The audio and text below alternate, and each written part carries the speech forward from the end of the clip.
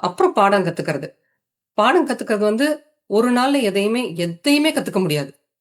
ஒரு நாள்ல. அது சின்ன பிசினஸா இருக்கட்டும், பெரிய பிசினஸா இருக்கட்டும், ஒரு YouTubeல சமையல் கத்துக்கிறதா இருந்தா கூட ஒரு நாள்ல கத்துக்க முடியாது. டே டு டே எக்ஸ்பீரியன்ஸ் தான் நம்மள மாத்தும், பக்குவப்படுத்தும், பெரிய லெவலுக்கு உயர்த்தும்.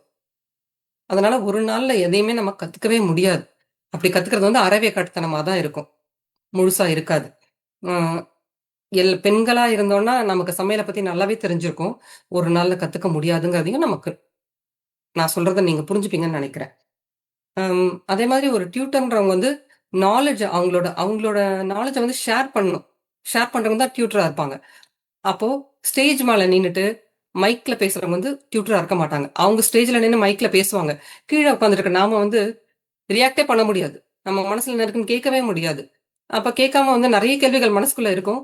கேட்காம அந்த செஷன் முடிஞ்ச உடனே, ஓகே ரைட். நாம எக்ஸ்போர்ட்ட பத்தி ஏதோ கொஞ்சம் தெரிஞ்சுக்கிட்டோம் அப்படின்னு சொல்லிட்டு வெளில வந்துருவோம்.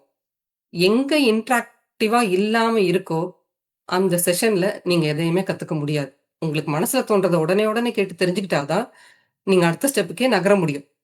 அப்போ வேரியஸ் ஸ்டெப்ஸ் இருக்கிற ஒரு பிசினஸ், ஒரு பிரஸ்டீஜியஸான ஒரு பிசினஸ், அதுக்குள்ள வரணும்னும் போது நெறைய விஷயங்கள கத்துக்கணும்.